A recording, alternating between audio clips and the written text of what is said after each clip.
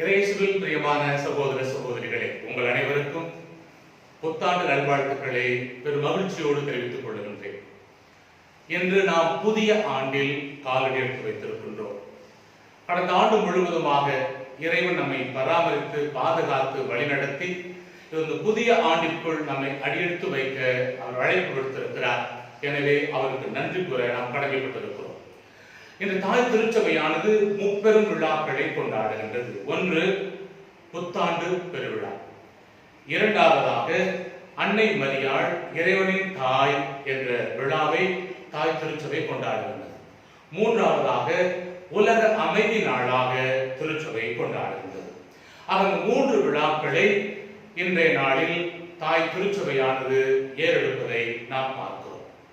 புத்தாண்டு முதலாவதாக பல பேருடைய கேள்வி என்னவென்று சொன்னால், இந்த ஆண்டாவது ஒரு மகிழ்ச்சியான ஆண்டாக இருக்குமா? ஆண்டவரே, கடந்த ஆண்டு முழுவதும் இந்த கொரோனா என்ற நோய் தொற்றினால் எங்களை ஒரு பயத்திற்குள்ளாக்கி வைத்திருக்கிறேன்.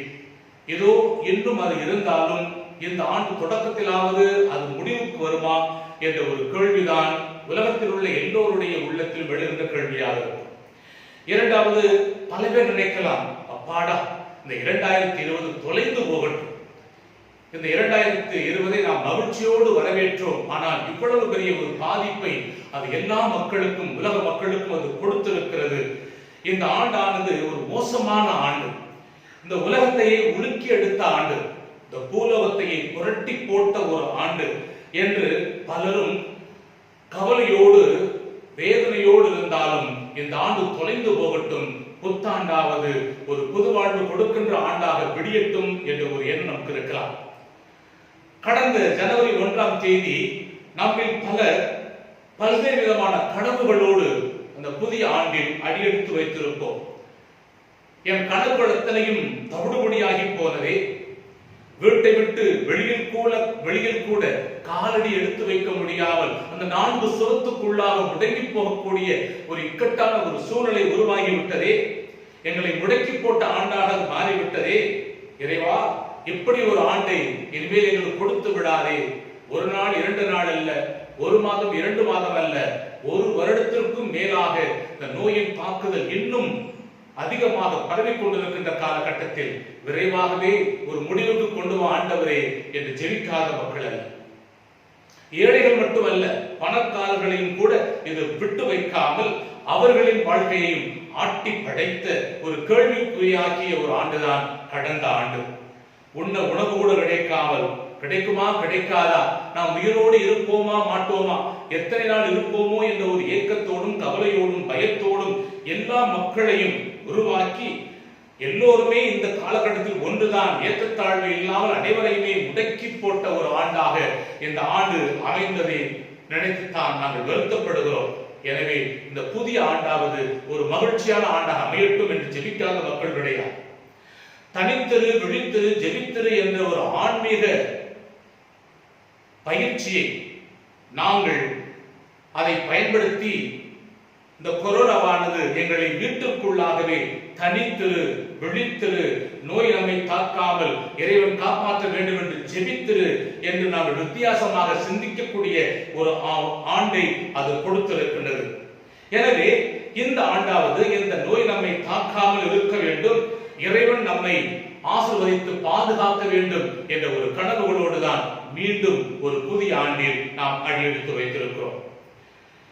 அகில உலகம் முழுவதும் லட்சக்கணக்கான மக்களை உயிர் பலி வாங்கிய ஆண்டாக இந்த கடந்த ஆண்டு ஆகிவிட்டது. நான் சொன்னது போல அந்த நோய் இன்னும் தீர்ந்தவாறில்லை. நம் நாட்டையும் உலக மக்களையும் கூட அது இன்னும் அச்சுறுத்தி கொண்டுதான் இருக்கிறது. எனவேதான் நம் ஒவ்வொருடைய ஜெபமும் இந்த ஆண்டின் தொடக்க நாளில், இறைவா, இந்த நோயை முற்றிலுமாக விரைவாகவே அழித்து விடு என்று வேண்டுகின்ற அதே காலகட்டத்தில் ஆண்டவர் ஒவ்வொரு வருடத்தின் முதல் நாளிலும் நமக்கு கொடுக்கின்ற அந்த 3 ஆசீர்வாதங்களை இந்த ஆண்டும் கொடுப்பதைத்தான் நாம் முதல் வாசகத்திலே வாசிக்க கேட்கிறோம். இந்த ஆசீர்வாதம் ஒவ்வொரு வருட தொடக்கத்திலும் கொடுக்கப்படுகின்றது பிரியமான சகோதரனே, சகோதரியே. ஆனால் எத்தனை உயிர்கள் போய்விட்டதே என்ற கேள்விக்குறி எழுந்தாலும் நாம் இன்று வரை அந்த ஆசீர்வாதத்தால் காப்பாற்றப்பட்டிருக்கிறோம். லட்சக்கணக்கான மக்கள் உயிரிழந்திருக்கிறார், இல்லை என்று சொல்லவில்லை. ஆனால் நாம் இன்றும் வாழ்ந்து கொண்டிருக்கிறோம். இது இறைவன் கொடுத்த ஆசீர்வாதம் தானே. நம்மை நோய் நொடி தாக்காமல் பல போராட்டங்களுக்கு மத்தியிலும் இறைவன் நம்மை காப்பாற்றிக் கொண்டே வருகிறார். ஆக அவருக்கு நான் நன்றி செலுத்த கடமைப்பட்டிருக்கிறோம். பிரியமான சகோதரனே, சகோதரியே, இது ஒரு இறை செயல் என்பதை நாம் மறந்துவிடக் கூடாது. நமது குடும்ப உறுப்பினர்கள் காப்பாற்றப்பட்டிருக்கிறார்கள். ஒரு சில பேர் நமது குடும்பங்களை சார்ந்தவர்கள் பாதிக்கப்பட்டிருக்கலாம், பலியாகி இருக்கலாம். ஆனாலும் மற்ற அனைவரையும் இறைவன் பராமரித்து பாதுகாத்துக் கொண்டு வருகின்றார். எனவே அதற்காக நாம் இறைவனுக்கு நன்றி செலுத்த கடமைப்பட்டிருக்கிறோம். கடந்த காலத்திற்காக நன்றி கூறி, ஆண்டவரே, இந்த புதிய ஆண்டில் உடைய ஆசீர்வாதம் எங்கள் ஒவ்வொருவர் மேலும், எங்கள் குடும்பத்து பிள்ளைகள் மீதும், எங்கள் உறவுகள் மீதும், நண்பர்கள் மீதும் இருக்கட்டும் என்று ஜெபிப்பதற்காகவே நாம் இங்கே கூடியிருக்கின்றோம். ஆண்டவர் கொடுக்கின்ற இந்த 3 ஆசீர்வாதங்கள் என்ன? முதலாவதாக, இறைவன் உனக்கு ஆசி வழங்கி உன்னை காப்பாராக. இறைவன் உன்னை காப்பாராக. இரண்டாவது, தன் திருமுகத்தை உன்மேல் ஒளிரச் செய்து உன்மீது அருள் பொழிவாராக. மூன்றாவதாக, தம் திருமுகத்தை உன்மீது திருப்பி, உன் பக்கம் திருப்பி உனக்கு அமைதி கொடுப்பாராக, அமைதி அருள்வாராக என்ற 3 ஆசீர்வாதங்களை இறைவன் மோயிசன் மூலமாக ஆரோன் வழியாக நமக்கு செய்திகளை கொடுப்பதைத்தான் இன்றைய முதல் வாசகம் நமக்கு சுட்டி காட்டுகிறது. இந்த 3 ஆசீர்வாதங்களைத்தான் இறைவனிடம் ஒவ்வொரு நாளும் தூங்கி எழுந்ததிலிருந்து கண்களை மூடி உறங்கப் போகும் வரையும் நாம் செபிக்க கடமைப்பட்டிருக்கிறோம். இறைவா, இன்று என்னை காப்பாற்று, உம்முடைய அருள் ஆசிரால் என்னை நிரப்பு, உம் திருமுகத்தை காட்டி என்னுடைய வாழ்க்கையில் அமைதியை கொண்டு வந்திருளும் என்ற ஒரு உணர்வுகளோடு தான் நாம் ஒவ்வொருவரும் கண்விழிக்கிறோம். நம்மை காப்பாற்றியதற்காக நன்றி கூறி ஒவ்வொரு நாளும் தூங்கச் செல்கிறோம். பிரியமான சகோதரனே, சகோதரியே, ஆக ஒவ்வொரு மனித இதயமும் ஏங்குவது இந்த அமைதிக்காக. இந்த உலகத்தில் அமைதி கிடையாது, நம்முடைய நாட்டில் அமைதி கிடையாது, நம்முடைய குடும்பத்தில் அமைதி கிடையாது, நம்முடைய மனங்களில் கூட அமைதி கிடையாது. இந்த ஒரு பயத்திலேயே நாம் வாழ்ந்து கொண்டிருக்கிறோம். அப்படியானால் அமைதியாக இருக்கின்ற மக்கள் எத்தனை பேர் சொல்லிவிட முடியுமா? சொல்ல முடியாது. ஏனென்றால் எல்லோருமே ஒரு குழப்பத்திலும் ஒரு பயத்திலும் அமைதி இல்லாமல் தத்தளித்துக் கொண்டிருப்பதைத்தான் பார்த்துக் கொண்டிருக்கிறோம். அப்ப அமைதியாக இருப்பதற்கு என்ன காரணம்? நான் அமைதியாக இருக்கிறேனா? என் குடும்பத்தில் அமைதி, சந்தோஷம், சமாதானம் இருக்கிறதா? நான் பணி செய்யும் இடத்தில் அமைதியான சூழலை நிலவுகிறதா? என் நாட்டில், உலகத்தில் அமைதி நிலவுகிறதா என்று கேட்டால் நிச்சயமாக பதில் சொல்வோம், இந்த காலகட்டத்தில் அமைதியாக இல்லை என்பதுதான். அமைதி போல தோன்றினாலும் உள்ளுக்குள் ஒரு நீர் பூத்த நெருப்பு போல இருக்கிறதை ஒழிய அந்த உண்மையான அமைதி என்பது நம்முடைய வாழ்க்கையில், நம்முடைய மக்களுடைய வாழ்க்கையில் இல்லை என்பதைத்தான் நாம் பார்க்கிறோம். இதற்கு ஒருவர் கூறுகிறார், நாம் அடுத்தவர் மீது அக்கறை இல்லாமல் வாழ்வதால் தான், நாம் அடுத்தவர் மீது அக்கறை இல்லாமல் வாழ்வதால் தான் நாம் அமைதியுடன் தவிக்கிறோம் என்று கூறுகின்றார். யார் கூறுவது? நம்முடைய திருத்தந்தை கூறுகிறார், ஒவ்வொரு ஆண்டும் உலக அமைதி நாளான ஜனவரி 1ஆம் தேதி அவர் கொடுக்கின்ற செய்தி இதுதான்.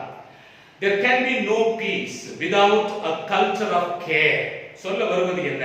அதாவது அடுத்தவர் மீது அக்கறை என்ற கலாச்சாரம் நம்மிடம் இல்லாத வரையில் நம்முடைய வாழ்க்கையில் அமைதி என்பது இருக்காது, அமைதி என்பது துளிர்க்காது என்ற ஒரு செய்தியைத்தான் அவர் இந்த ஆண்டு உலக அமைதி நாளுக்கான செய்தியாக அவர் கொடுத்திருக்கிறார். ஒருவர் பிறரோடு, ஒரு நாடு பிற நாட்டோடு, ஒரு இனம் பிற இனத்தோடு, ஒரு மொழி பிற மொழியோடும் தன்னுடைய தனித்தன்மையை எந்த ஒரு காரணத்திற்காகவும் இழக்காமல், அதே சமயத்தில் பிறரை காயப்படுத்தாமல் வாழுகின்ற ஒரு சூழ்நிலையை உருவாக்குகின்றதோ அங்கேதான் உண்மையான நிரந்தரமான அமைதி ஏற்படும் என்று கூறுவதைத்தான் இந்த செய்தி நமக்கு சுட்டி காட்டுகிறது. அமைதி எங்கிருந்து வரும்? பிரியமான சகோதரனை, சகோதரியே, அமைதி வெளியில் இருந்து வருவது கிடையாது. நாம் நம்முடைய உள்ளத்திலிருந்து அது வெளிப்படுவதுதான். நாம் அடுத்தவர் மீது எந்த விதமான ஏற்றத்தாழ்வும் பார்க்காமல் அவர்களை அவர்களாகவே பார்க்கின்ற பொழுது உண்மையாக ஊற்றெடுக்கின்றதே ஒரு அன்பு, அதுதான் அந்த உண்மையான அமைதி என்பது.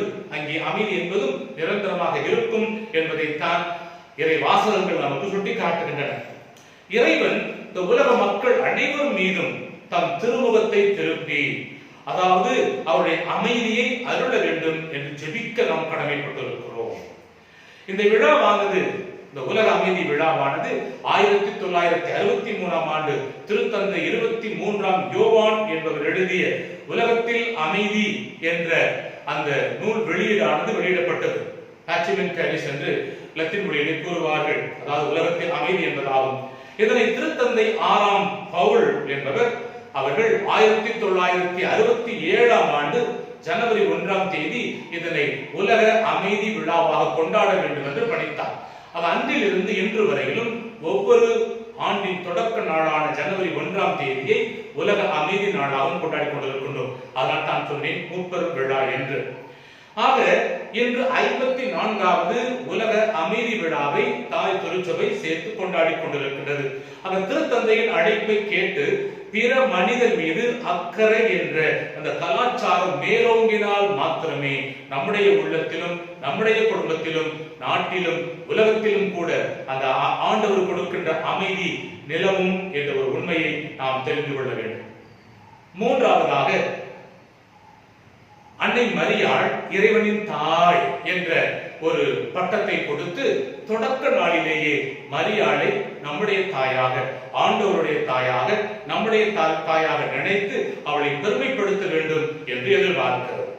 இந்த தாயை பற்றி எவ்வளவு பாடல்கள் இருக்கின்றன. அதில் ஒரு தத்துவ பாடல் ஒன்று சினிமாவில் இருந்தாலும் ஒரு அற்புதமான ஒரு சிந்தனையை கொடுக்கின்ற ஒரு பாடலாக அது இருக்கின்றது. அந்த பாடலை நான் பாடுகிறேன், அதை கேளுங்கள். தாயில்லாமல் நான் இல்லை, தானே எவரும் பிறந்ததில்லை, எனக்கொரு தாய் இருக்கின்றாள், என்றும் என்னை காக்கின்றாள்.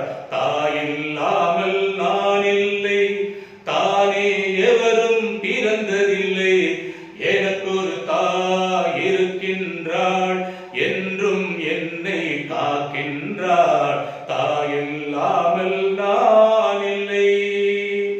ஜீவநதியாய் வருவாள், என் தாகம் தீர்த்து மகிழ்வாள். ஜீவநதியாய் வருவாள், என் தாகம் தீர்த்து மகிழ்வாள். தவறினை பொறுப்பாள், தர்மத்தை வளர்ப்பாள், தரணியிலே வளம் சேர்த்திடுவாள். தவறினை பொறுப்பாள், தர்மத்தை வளர்ப்பாள், தரணியிலே வளம் சேர்த்திடுவாள். தாயில்லாமல் நான் இல்லை. தூய நிலமாய் கிடப்பாள், தன் தோளில் என்னை சுமப்பாள். தூய நிலமாய் கிடப்பாள், தன் தோளில் என்னை சுமப்பாள். தன்னை இல்லாமல் நான் மிதித்தாலும், தன்னை இல்லாமல் நான் மிதித்தாலும், தாய்மையிலே மனம் கனிந்திடுவாள். தாயில்லாமல் நான் இல்லை. ஆதி அந்தமும் அவள்தான், நம்மை ஆடும் நீதியும் அவள்தான். ஆதி அந்தமும் அவள்தான், நம்மை ஆடும் நீதியும் அவள்தான். அகந்தையை அழிப்பாள், ஆற்றலை கொடுப்பாள். அகந்தையை அழிப்பாள், ஆற்றலை கொடுப்பாள். அவள்தான் என்றும் நம் தாயே. அந்த தாயில்லாமல் நான் இல்லை, தானே எவரும் பிறந்ததில்லை, எனக்கொரு தாய் இருக்கின்றாள், என்றும் என்னை காக்கின்றாள். தாயில்லாமல் நான் இல்லை. ஆம், பிரியமான சகோதரனே சகோதரி, என்ன ஒரு அற்புதமான ஒரு பாடல். ஒரு தாய் தன் பிள்ளைக்காக எதையும் செய்வார். அப்பேற்பட்ட ஒரு வாழ்க்கை வாழ்ந்தவள் தான் நம்முடைய தாய். நம்முடைய தாயை பற்றி ஒவ்வொரு மாதமும் ஏதாவது ஒரு பெயர் விழா கொண்டாடி கொண்டிருக்கின்றோம். ஆனாலும் திருச்சபையானது வருடத்தின் முதல் நாளாகிய ஜனவரி 1ஆம் தேதியே அன்னையின் கரத்தில் இந்த உலக மக்கள் அனைவரையுமே ஒப்படைத்து அவள் பாதுகாக்க வேண்டும், பரிந்து பேச வேண்டும் என்ற ஒரு சிந்தனையோடு நாமும் அவளை தாயாக ஏற்றுக்கொள்ள வேண்டும் என்ற ஒரு சிந்தனையை மிக தெளிவாக கொடுக்கின்றது. ஒரு தாய் தன் 6 மாத குழந்தையை அவள் பொத்தி பொத்தி பாதுகாத்து வளர்த்து வருகிறார். ஒரு நாள் அவளும் பிள்ளையும் மட்டுமே, கணவன் வேலைக்கு சென்று விட்டான். அந்த உணவு சமைப்பதற்கு காய்கறி இல்லை. அரிசியை உலையில் வைத்துவிட்டு குழந்தையை தொட்டிலில் தூங்கிக் கொண்டிருந்தது, தொட்டிலில் போட்டுவிட்டு பக்கத்தில் உள்ள ஒரு கடைக்கு சென்று காய்கறி வாங்கி வர சென்று விடுகிறார். அவள் திரும்பி வருகின்ற ஒரு 1/4 மணி நேரத்திற்குள்ளாக வீட்டிற்கு முன்னால் ஏராளமான ஒரு கூட்டம். இவளுக்கு பதைப்பு, என்னடா ஆச்சு, வீட்டுல பிள்ளை மட்டும் தானே இருக்கு, என்ன வேடிக்கை பார்த்துட்டு இருக்கிறாங்க என்று ஒரு பதபதப்போடு துடிதுடிப்போடு வீட்டுக்கு வருகிறார். வந்து பார்த்தால் தொட்டிக்கு கீழே ஒரு நல்ல பாம்பு ஒன்று படம் எடுத்துக் கொண்டு நிற்கிறது, அந்த குழந்தையை கொத்துவதற்காக. அங்கே கூடி நின்று வேடிக்கை பார்த்து ஒருவர் கூட அந்த பாம்பை விரட்டவோ, அந்த பாம்பை அடிக்கவோ, அந்த பாம்பை பிடிக்கவோ முயற்சி செய்யவில்லை. பார்த்து கொண்டு புலம்பிக் கொண்டிருக்கிறார்கள். தாய் வருகிறாள், வந்து பார்க்கிறாள். அங்கே பாம்பு இருப்பதை பார்த்ததும் அவளுக்கு என்ன செய்வதென்று தெரியவில்லை. வெறுவென்று உள்ளே வருகிறாள். ஒரு கையால் அந்த பாம்பை பிடிக்கிறாள். அது கொத்தும் கடிக்கும் என்று அவள் நினைத்து பார்க்கவே கிடையாது. அந்த பாம்பை பிடித்து வெளியில் கொண்டு வந்து தூக்கி வீசுகிறாள். அந்த குழந்தையை காப்பாற்றுகிறார். குழந்தையை தூக்கி மார்போடு அணைத்துக் கொள்கிறார். இதை பார்த்த மற்றவர்கள் எல்லாம் ஆச்சரியத்திலே முடித்துக் கொண்டிருந்தனர். அப்போது ஒரு ஆள் கேட்டார், ஏமா அது விஷமுள்ள பாம்பு, அதை போய் நீ கையை தூக்கி போடுறீங்க, உனக்கு ஏதாவது ஆயிரம் என்ன ஆயிருக்கும் என்று கேட்ட பொழுது அவள் சொன்னாள், என் உயிரை விடவா, என் குழந்தையின் உயிரை விடவா என் உயிர் பெரியது? என் 6 மாத குழந்தையை அந்த பாம்பு கொத்த இருக்கிறது அனைவரும் வேடிக்கை பார்த்துக் கொண்டிருக்கிறீர்களே, பெற்ற தாயால் வேடிக்கை பார்த்துக் கொண்டு இருக்க முடியாது. எனவேதான் என் உயிர் போனாலும் பரவாயில்லை, என் குழந்தையை காப்பாற்ற வேண்டும் என்ற உணர்வோடு அந்த பாம்பை, அது விஷமுள்ள கொடிய பாம்பாக இருந்தாலும் கழுத்தை பிடித்து தூக்கி வெளியிலே போட்டேன் என்று சொன்னார். என்ன ஒரு தாய்மை பார்த்தீர்களா? இதுதான் உண்மையான தாய்மை, உண்மையான தாய் பாசம் என்பது. பிரியமான சகோதரனை சகோதரியே, தாய் பாசத்திற்கு முன்னால் எதுவும் நிற்க முடியாது என்ற ஒரு உண்மையை தான் இந்த சிறிய தாய் தன் வாழ்க்கையை நடத்தி காட்டியிருக்கிறார். பார்த்தீர்களா? பிள்ளைகள் எங்களை அன்பு செய்கிறார்களா இல்லையா என்று அவர் எதிர்பார்ப்பது கிடையாது. உள்ளுக்குள் ஓரமாக ஒரு ஆசை இருக்கலாம், ஆனாலும் அந்த பிள்ளைகள் அன்பு செய்தாலும் வெறுத்தாலும் ஒரு தாய் தன் பிள்ளையை வெறுக்க மாட்டார். அந்த பிள்ளைகளின் மீது அந்த தாய் என்பவள் எப்பொழுதுமே அன்பு காட்டிக்கொண்டுதான் இருப்பாள் என்பதுதான் உண்மை. அன்பு காட்டுவதுதான் உண்மையான தாய் பாசம் என்பது. பிரியமான சகோதரனை சகோதரியே, அதை இறைவனின் தாயான மரியாளுக்கும் இது பொருந்தும். எனவேதான் கல்வாரி மலையிலே அனைவரையும் பிள்ளைகளாக ஒப்புக் கொடுக்கும் விதமாக அருகில் நின்ற யோவானை பார்த்து, இதோ உன் தாய் என்று மரியாளையும், இதோ உன் பிள்ளை என்று யோவானையும் தாயிடம் ஒப்படைத்தார். எனவேதான் அந்த தாய் நமக்கும் தாயாக இருக்கிறார் என்ற ஒரு சிந்தனையிலே இந்த முதல் நாளை மரியாள் ஆண்டவருடைய தாய், நம்முடைய தாய் என்ற உணர்வில் கொண்டாடுவோம். அது இறைவனின் தாய் என்ற விழாவினை நாம் கொண்டாடுகின்றோமே, அதற்கு காரணம் என்ன என்று பார்க்கின்ற பொழுது, தாய் என்பவள் மறு தெய்வம் போல. ஒருவர் சொன்னார், கடவுள் எல்லா இடத்திலும் பிரசன்னமாக இருக்க முடியாது, எனவேதான் ஒவ்வொருவருக்கும் ஒரு தாயை அவர் நியமித்திருக்கிறார் என்று சொல்வார்கள். உண்மைதான். கடவுள் எல்லா இடத்திலும் இருக்க முடியாது என்ற ஒரு காரணத்திற்காக நம் தாயை தந்தையை நமக்கு தெய்வங்களாக கொடுத்து விட்டு சொல்லியிருக்கிறார்.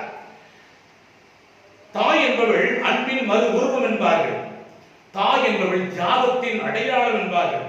ஒரு தாய் என்பவள் கடின உழைப்பாளி. நீங்கள் பார்க்கலாம், எத்தனையோ குடும்பத்தில் அந்த பிள்ளைகளை வளர்த்து வருவதற்காக ஒரு தாய் படுகின்ற கஷ்டம், ஒரு தாய் செய்கின்ற வேலைகள், உழைப்பு எவ்வளவு என்பதை ஒரு தகப்பனை விட பல குடும்பங்களில் தாய்மார்கள் கஷ்டப்படுவதை நாம் பார்த்துக் கொண்டிருக்கிறோம். கடின உழைப்பின் மூலமாக நேர்மையாக உழைத்து பிள்ளைகளை காப்பாற்ற வேண்டும் என்று சொல்லி, தாய் என்பவள் மன்னிப்பதில் வல்லவள். அவள் பெரிய வள்ளல் போல. தாய் என்பவள் மிகவும் தைரியசாலி. இந்த பாம்பை கூட பிடித்து தூக்கி போட்டாலே இது ஒரு உதாரணம் தான். இது போல எத்தனையோ உதாரணங்களை நீங்கள் பார்த்திருக்கலாம், நான் சொல்லிக்கொண்டே போகலாம். ஒரு தன் பிள்ளைக்காக எதையும் செய்யக்கூடிய தைரியம் நிறைந்தவள் தான் ஒரு தாய் என்பவள். ஒரு தாய் என்பவள் தன் பிள்ளையை காப்பாற்றுவதற்காக தன் உயிரையும் கொடுக்க தயங்க மாட்டாள். தன் உயிர் போனாலும் பரவாயில்லை, என் குழந்தை காப்பாற்றப்பட வேண்டும் என்பதுதான் அவள் சிந்தனையாக இருக்குமே ஒழிய, ஒருபோதும் குழந்தை போகட்டும் பரவாயில்லை, நான் தப்பித்துக் கொண்டால் போதும் என்று எந்த ஒரு தாயும் இருக்க மாட்டாள். தாய் என்பவள் பிள்ளைகளுடைய முதல் ஆசிரியை. முதல் எழுத்திலிருந்து பேச்சையும் அனைத்தையும் கற்றுக் கொடுக்கின்றவள் தாய் தான். பிள்ளையோடு உடன் இருந்து, உண்மையான தாய் என்பவள் அந்த பிள்ளையின் உடன் இருந்து அந்த பிள்ளைக்கு கற்றுக் கொடுக்கின்ற முதல் ஆசிரியை என்றால் அது மிகையாகாது. நல்லது கெட்டது மட்டும் இல்லாமல் ஒழுக்கத்தையும் பண்பையும் பாசத்தையும் நம்பிக்கையையும் தெய்வ பயத்தையும் அனைத்தையுமே கற்றுக் கொடுக்கின்ற ஒரு தாயாகத்தான் இருக்க முடியும். இப்படியாக பல நிலைகளில் அந்த பிள்ளைகளுக்கு முன்னால் சான்று வாழ்க்கை வாழ்கின்றவளாக அந்த தாய் வலம் வருகிறாள், முன் மாதிரியாக இருக்கிறாள் என்பதுதான் உண்மை. பிரியமான சகோதரனே சகோதரி, இந்த மனுக்குலத்தை மீட்க வந்த மனிதனாய் பிறந்த இயேசுவுக்கும் அவரின் தாய் மரியாள் இந்த பண்புகளை தான் ஊட்டி வளர்த்தாள்.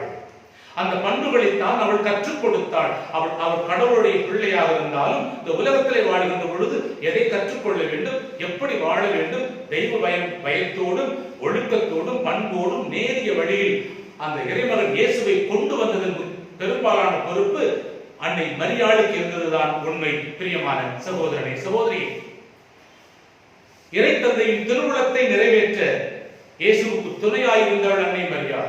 கல்வாரி மலை வரையிலும் அவருடைய பயணம் போனது. குழந்தையாய் பெற்றது மட்டுமல்ல, அந்த குழந்தை பருவத்திலிருந்து ஒவ்வொரு பருவத்திலுமே நான் இருக்கிறேன், தந்தையின் திருவுளத்தை நீ துணிந்து நிறைவேற்று என்று சொல்லி கல்வாரி மலையிலே உயிரை கொடுத்த வரைக்கும் கூட, ஏன் அதற்கு பிறகும் கூட உடன் பயணித்தவள் தான் அன்னை மரியாள். ஒரு தாய் என்பவள் ஒரு பிள்ளையினுடைய வாழ்க்கையில் தன்னுடைய இறப்பு வரையிலும், பிறப்பில் இருந்து அந்த குழந்தையும் எத்தனை வருடங்கள் துணையாக இருக்க முடியுமோ அத்தனை வருடமும் துணையாக இருந்து அறிவுரை கூறி ஒரு நல்ல ஆசிரியையாக தாயாக இருந்து வளர்த்து வருகின்றவள் தான் தாய். பிரியமான சகோதரனே சகோதரியே, இந்த பாடல் கூறுகின்ற செய்திகளும் அதுதான். ஒருவேளை இது இறைமகன் இயேசுவுக்கும் பொருந்தும். இந்த இறைமகன் இயேசு மனிதனாய் பிறக்க விரும்பிய பொழுது அவர் இந்த தத்துவ பாடலை கூர்ந்து கவனித்தால் அவருக்கு பொருத்தமாக எழுதப்பட்டதோ என்ற ஒரு எண்ணங்கள் கூட வருகின்றது. தாய் இல்லாமல் நான் இல்லை, இந்த தாய் இல்லை என்று சொன்னால் அவள் ஆண் என்று அந்த ஏற்றுக்கொள்ளவில்லை என்று சொன்னால் நான் பிறந்திருக்க முடியாது, நான் பிறக்க வழி இல்லாமல் போயிருக்கும். எனக்கு ஒரு தாய் இந்த உலகத்திலே தேவைப்பட்டார். இறைவன் அளித்த பொழுது அதை ஏற்றுக்கொண்டார். அந்த தாயின் மூலமாகத்தான் என்றும் அவள் என்னை காப்பாற்றி வழிநடத்திக் கொண்டு வந்திருக்கின்றார் என்று அவர் கூறுவது போல இருக்கிறது. இந்த மரியாளுடைய வாழ்க்கை அவருடைய வாழ்க்கையில் ஜீவன் நதியை போலவே தொடர்ந்து வந்தது. அவருக்கு தேவையான தாகத்தை தீர்த்து வைத்தால், தேவையான உணவை கொடுத்தால், ஆன்மீக வழியிலே கொண்டு வந்தாள். அவள் தவறு செய்கின்ற பொழுது சுட்டிக்காட்டி திருத்தி வந்தாள், தவறினை பொறுப்பாள். ஆலயத்திலே சொல்லாமல் போன பொழுது அவள் கேட்ட வார்த்தை, ஏன் சொல்லாமல் போனாய் என்று தவறை சுட்டிக்காட்டினாலே அவர் தவறை சுட்டிக்காட்டுகின்றவளாக தர்மத்தை வளர்க்கின்றவளாக இந்த தரணிகளை வலம் வந்தாள். எனவேதான் அகில உலகமும் அவளை தாய் என்று ஏற்றுக்கொள்ளுகிறது. அவள் தூய நிலமாய் கிடப்பாள், அவ்வளோ தூயாக வாழ்ந்து கொண்டிருக்கிறாள். என்னை அவளுடைய தோள் மீது மார் மீது போட்டுக் கொண்டிருக்கிறாள். காப்பாற்றியவள் என் தாய் தான். நான் அவளை யாரின் தாய் என்று கேட்ட பொழுது கூட அவள் மனம் நோகவில்லை, அதை ஏற்றுக்கொண்டாள். அவர் சொல்வது என்னை உயர்வாக என்று அவள் நினைத்திருக்கிறார். இப்படியாக இந்த பாடலுக்குரிய வரிகள் எல்லாம் அன்னை மரியாளை பெருமைப்படுத்துவதைப் போலவே எனக்கு தோன்றுகிறது. எனவே இந்த தாய் இயேசுவுக்கு மட்டுமல்ல, கல்வாரி மலையில் நம்மையும் பிள்ளைகளாக ஏற்றுக்கொண்டதால் நமக்கும் தாயாக இருந்து அவள் வழிநடத்திக் கொண்டிருக்கிறாள். ஆக அன்னை மரியாளை இறைவனின் தாயாக ஏற்றுக்கொள்ளுகிறனா, நமக்கும் தாயாக ஏற்றுக்கொள்ளுகிறனா, இந்த தாயிடம் இருந்த பண்புகள் நம்முடைய வாழ்க்கையில் இருக்கிறதா என்று சிந்தித்து பார்க்க வேண்டும். அந்த பண்புகளை நாம் கடைபிடித்து அவளுக்கு பெருமை சேர்க்க வேண்டும். அந்த புதிய ஆண்டானது கடந்த ஆண்டை போல இல்லாமல் ஆண்டவர் கொடுக்கின்ற ஆசீர்வாதங்களை அபரிமிதமாக நமக்கு பெற்றுத் தருகின்ற ஒரு ஆண்டாக, பாதுகாக்கின்ற ஒரு ஆண்டாக, அருளை பொழிகின்ற ஒரு ஆண்டாக, அமைதியை கொடுக்கின்ற ஒரு ஆண்டாக அது அமையும். இந்த உலக அமைதி நாளில் பிற மக்கள் மீது அக்கறை காட்டுகின்ற கலாச்சாரத்தை நாம் வளர்த்துக் கொள்ள வேண்டும். சுயநலத்தோடு வாழாமல், இந்த குறிப்பாக இந்த கொரோனா விரைவாக முடிவுக்கு வர வேண்டும் என்று சொன்னால் பாதிக்கப்பட்ட மக்களுக்கு, உதவி தேவைப்படுகின்ற மக்களுக்கு அந்த அன்பை, அனுசரணையை, உதவியை கொடுக்கின்ற மக்களாக, அக்கறை காட்டுகின்ற மக்களாக வாழ்வதன் மூலமாக, மேலும் தாயினுடைய பண்புகளை கடைபிடித்து வாழ்வதன் மூலமாக அந்த தாய்க்கு பெருமை சேர்க்கின்ற பிள்ளைகளாக மாற வேண்டும் என்ற சிந்தனையை வளர்த்துக் கொள்ள நாம் தயாராக இருக்கிறோமா? எனவே பிரியமான சகோதரனே சகோதரியே, இந்த புதிய ஆண்டு உங்கள் ஒவ்வொருவருக்கும் நல்ல ஆண்டாக அமையட்டும், ஆசீர்வாதம் நிறைந்த ஆண்டாக அமையட்டும். கடந்து போன ஆண்டு எவ்வளவு துன்பத்தை கொடுத்திருந்தாலும் ஆண்டவரே இந்த ஆண்டு அப்படியே போய்விடட்டும், புதிய ஆண்டில் எங்களுக்கு புத்துணர்ச்சியும் புது சந்தோஷமும் நோய் நொடியற்ற வாழ்வும் கிடைக்கட்டும் என்று சொல்லி நாம் ஜெபிப்போம். எனவே உங்கள் அனைவரையும் இறைவன் ஆசீர்வதிக்க வேண்டும். அன்னை மரியாளுடைய பரிந்து பேசல் உங்கள் ஒவ்வொருவருக்கும் இருக்க வேண்டும். நாம் அனைவரும் உலக மக்களோடு அமைதியாக வாழ வேண்டும் என்ற வாழ்த்துக்களோடு உங்கள் ஒவ்வொருவருக்கும் புத்தாண்டு நல்வாழ்த்துக்களை தெரிவித்துக் கொண்டு அன்னையுடைய பரிந்து பேசல் கிடைக்க ஜெபிக்கின்றேன். இறை ஆசீர் உங்கள் ஒவ்வொருவருக்கும் தொடர்ந்து இருக்கட்டும். இறை அமைதி உங்களை வழிநடத்துவதாக. ஆமென். தந்தை, மகன், தூய் ஆவியாரின் பெயராலே ஆமென்.